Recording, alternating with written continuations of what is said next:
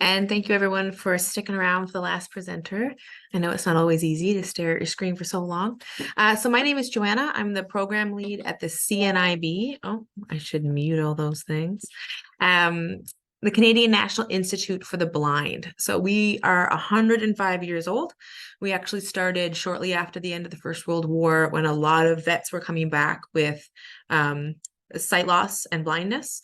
And then in combination with the Halifax explosion, which was the largest incident of many people, a group of people losing their sight loss all at once. So that's where we started. So we have an East Coast origin story. But here on PEI, we've recently had a really big staff change. So I'm pretty new myself. But volunteering with us, you're working directly with folks with sight loss or who are blind, or similar to as Jacob was talking about, there are like administrative positions with us as well. And so I'll just dig right in. So we have a ton of different ways you can volunteer with us, and they range from time. If you want to give time every week, you can give 2 hours with one individual, or you could give a couple hours a month, and whatever you're able to give us is of huge value. The CNIB is a large international national organization right across Canada, but there's only 2 people in our office. So we are nothing without our volunteers. And the more volunteers we have across the province, the more programs that we can organize across the province as well.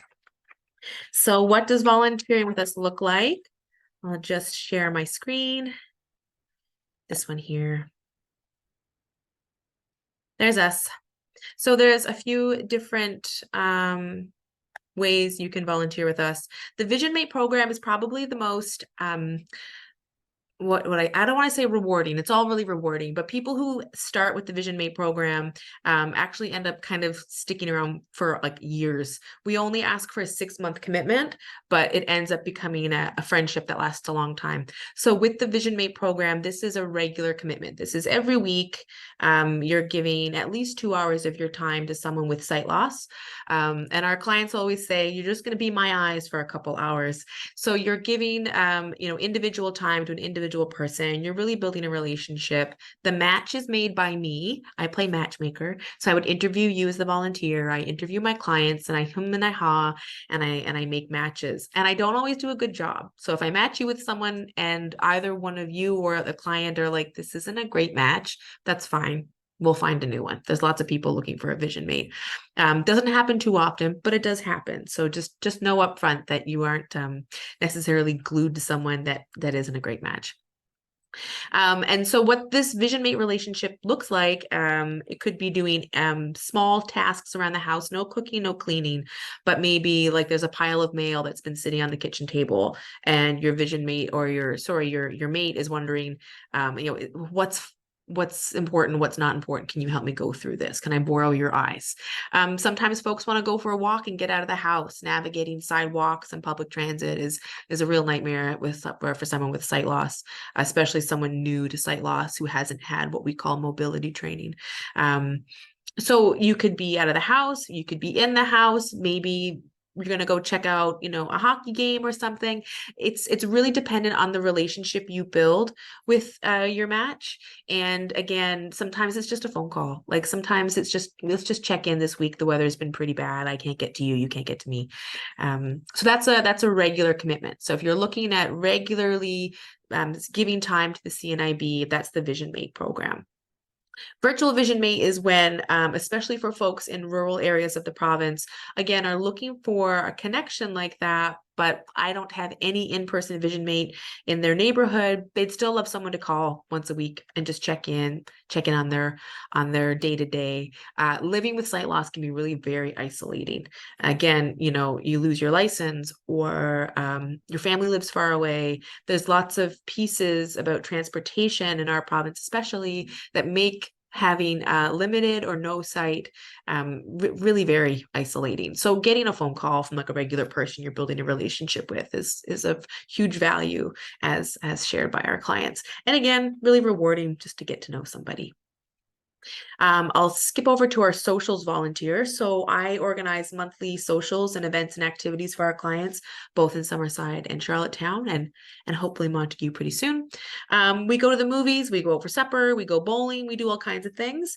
And if you're a volunteer at these events, basically I would send you an email. This is me sending an email. I'd send an email, 3 weeks in advance, say, we're going to the movies this week. Can you come? And if you can make it, great. If you can't, maybe see you next time. So this is where the volunteer commitment gets a little more flexible, more casual. Some of my socials volunteers, I see them maybe twice a year. Others I see once a month.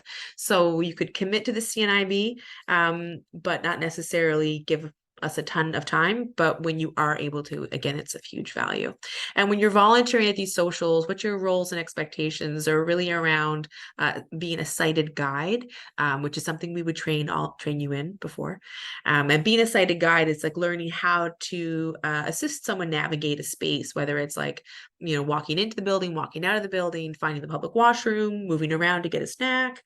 But if you're curious about the CNIB, but don't want to dive into the Vision Mate, what we also find is people will volunteer as a monthly social, get to know some of our clients, get to know the community, kind of organically build a relationship with someone, and then become their Vision Mate. So again, it can be, we're really flexible.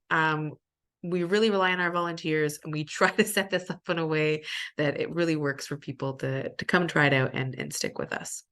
Monthly caller, again, because we're working with people with sight loss and blindness, emails are sometimes effective if people are well adept with their screen readers.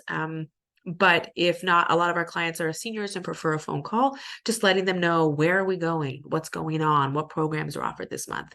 It's a great way to volunteer with us because it really keeps our clients informed, but it is time consuming. So it's not something I always have hours to do, to call everybody. So again, if you're wanting to give time to us, but monthly callers is something you don't even need to leave your home, I would just send you a list of numbers and names. A driver, again, one of my coworkers, she has sight loss, and if she's going to do check-ins with clients, she's our tech guru, and if she is doing that, she'll need a ride. There are some perks as the driver. You do get your mileage, but we would need a driver's abstract. And again, all of our volunteers need criminal record checks and vulnerable sector checks. And the Smart Life Assistant is, we have a store in our building where we sell assistive technology and assistive devices. So we're looking for folks to give us like maybe 3 hours a week to kind of just like sit and mind the store. You actually don't do any sales. And our clients know that when the volunteers are in, there's no sales, but if someone comes in and has questions about products, again, we train you for that. So if you're interested in volunteering with us, my contact information is there below.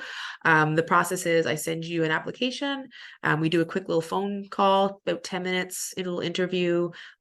We need a reference or two, depending. I know some folks who are new to the country, your roommate, your teacher at school, you don't need an employment reference, just someone to a character reference. And then a criminal background check. So again, that's something that is free for you. I email you a letter or print it off if that's better for you. Our office is right across from Holland College on Grafton Street. And then you bring that down, and your criminal background and vulnerable sector are free. That's it for us. Any questions?